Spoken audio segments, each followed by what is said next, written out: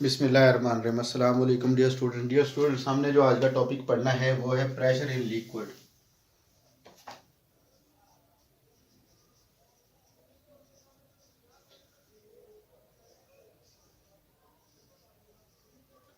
यानी कि लिक्विड के अंदर प्रेशर क्या होता है। अगर हम कोई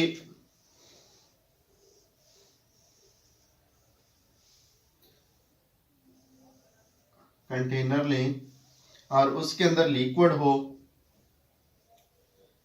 कोई भी लिक्विड हो उसके अंदर, तो लिक्विड की मुख्तलिफ जगहों पे इस पॉइंट पर, इस पॉइंट पर, इस पॉइंट पर डेप्थ में हमने नोट करना है कि प्रेशर कितना होगा। उसके लिए हमने कंसीडर कर लेना है कुछ चीज़ें। अब अगर फर्ज करो हमने इसका प्रेशर देखना हो तो जैसे जैसे हम ऊपर से गहराई में नीचे की तरफ आते जाएंगे तो इसका प्रेशर जो होगा वो ज़्यादा होता जाता है। प्रेशर, लिक्विड का प्रेशर हर तरफ, ऑल डायरेक्शंस में अप्लाई करता है। अगर आप एक बोतल लो, बोतल को अगर आप दबाओ ना जोर से, यानी कि एक बोतल लेते हो आप,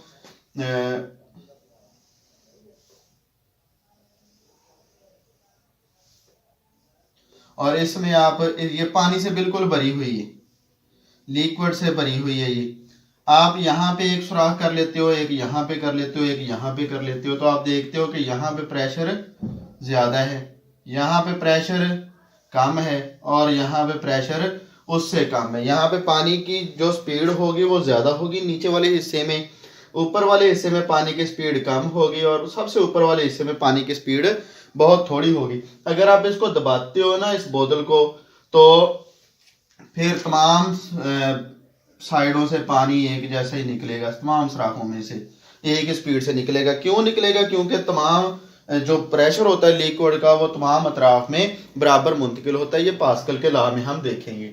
अब डेप्थ में आपने देखा कि प्रेशर ज्यादा है, पानी दूर तक गया, उससे ऊपर कम था, पानी करीब गिरा, उससे ऊपर और कम था, पानी करीब गिरा। तो अगर हम एक प्रेशर को, लिक्विड के अंदर प्रेशर को नापने वाला प्रेशर सेंसर लें, जो कि प्रेशर को नापने वाला एक आला है, उसको जैसे जैसे हम गहराई की तरफ लेके जाएंगे वो ज़्यादा से ज़्यादा प्रेशर बताता जाएगा। तो उस प्रेशर को अगर नोट करना हो तो हमें कंसीडर करना पड़ेगा एक डेप्थ के अंदर, हाइट एच डेप्थ के अंदर सरफेस से लेके, यानी कि ये वाला, इस सरफेस, ये जो सरफेस है वो पानी की ऊपर वाली सरफेस से लेके किसी भी एच डेप्थ तक हमने कोई एरिया ए सिलेक्ट करना है, एरिया ए कंसीडर करना है, सरफेस एरिया ए। तो सरफेस एरिया ए कंसीडर करना है तो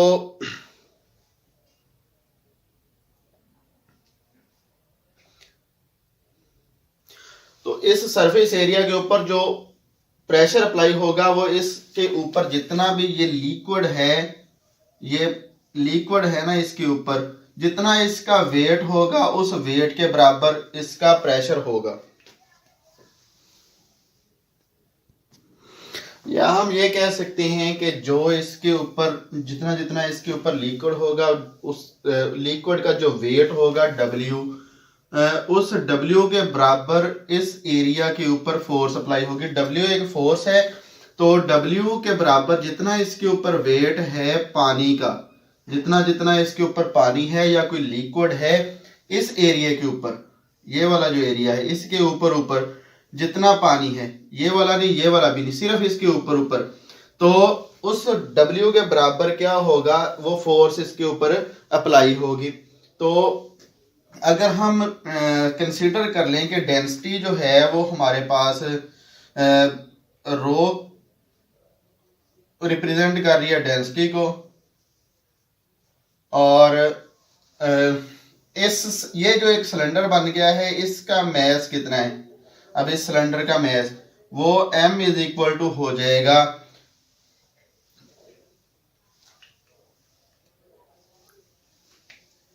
वॉल्यूम ज़रब डेंसिटी।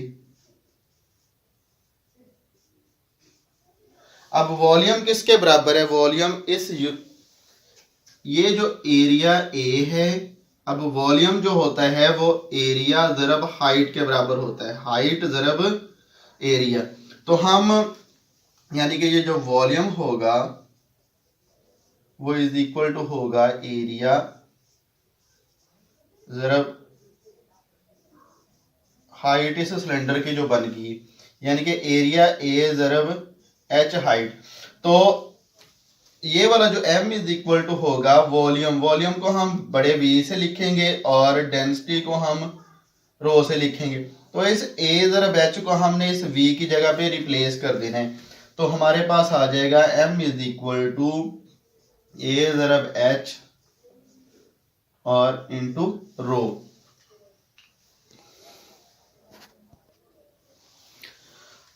अब जो इस सरफेस एरिया के ऊपर फोर्स अप्लाई हो रही है वो इस W के बराबर हो रही है, यानी कि फोर्स जो होगी वो जो अप्लाई हो रही है, यहाँ पे लिख लेते हैं इसके नीचे, जो फोर्स अप्लाई हो रही है इसके ऊपर वो W के बराबर हो रही है और W is equal to m g के बराबर होता है।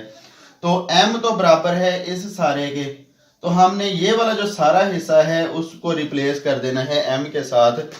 तो हमारे पास F इज इक्वल टू फिर आ जाएगा M की जगह पे ये वाला सारे का सारा हिस्सा हमने रिप्लेस कर देना है, A ज़रब H ज़रब, अब आप लिख लो रो लिख लो, ज़रब G है आपके पास।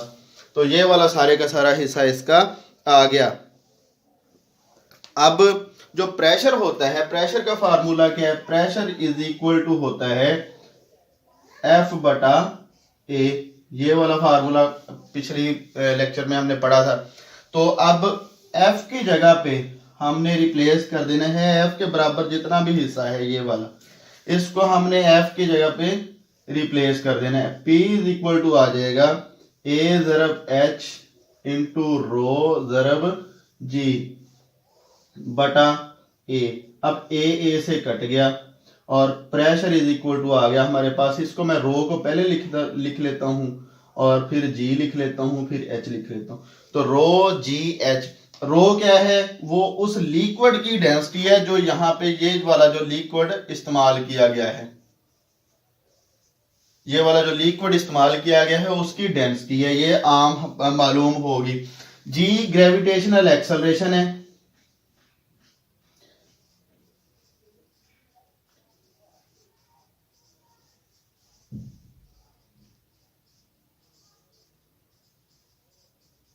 एक्सेलरेशन है, और H वो डेप्थ है उसकी जो जहां तक कोई यूनिट एरिया पड़ा हुआ है या जहां तक कोई बॉडी गई हुई है वो डेप्थ है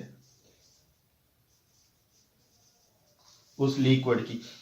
तो ये वाला हमारा आज का छोटा सा टॉपिक था। तो रो प्रेशर हमारे पास उस लिक्विड का, उस पॉइंट का, उस डेप्थ का प्रेशर हमारे पास आ जाएगा, वो इस वाले फार्मूले से हम निकाल सकते हैं। यानी कि अगर हमने इस पॉइंट का प्रेशर नोट करना है यहाँ पे ये P पॉइंट का, तो हमें ये फार्मूला हमारे पास है।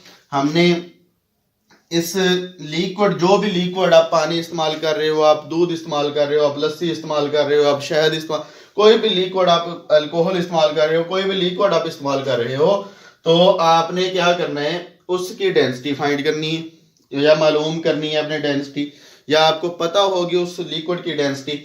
उसके बाद आपको G का पता ही है कि उसकी वैल्यू 10 होती है और डेप्थ आपने स्केल के साथ नोट कर लेनी है। इस पॉइंट की डेप्थ इस पॉइंट से यानी कि लिक्विड के बिल्कुल ऊपर वाले हिस्से से लेके इस पॉइंट तक कितनी हाइट बनती है वो वाली हाइट आपने नोट कर लेनी है। तो इन चीजों को आपने मल्टीप्लाई कर देना है तो आपके पास उस पॉइंट का प्रेशर आ जाएगा। ये छोटा सा हमारा टॉपिक था।